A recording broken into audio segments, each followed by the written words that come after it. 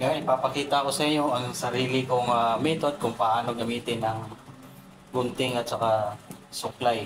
Kasi dahil yung iba, depende po yan mga tropa pagka sa taas, kailangan dito yung buhok bago natin gupitin. Ngayon, pag dito sa transition, sa pagpipid natin, kailangan dito sa dulo. Alam mo bakit? Kasi ito, alalay lang naman ito, tawag dito, yung dulo ng suklay. Kasi kung dito tayo sa baba, halimbawa dito, makapal pa rin, di natin makakatay yung zero, yung linya. Kaya kailangan dito yan, tingnan nyo may mga katropa ko. Yung suklay dito, tapos dito yung gunting. Yan. Pag dito tayo sa tainga, siyempre ganun lang style natin. Hindi natin pwede ganyan kasi hindi natin maibaba yung suklay. Pag dito, ganyan yan. Parang nalay lang yung daan natin. Para mapura natin yung konting guard. Kaya yung linya na halos nagsisero.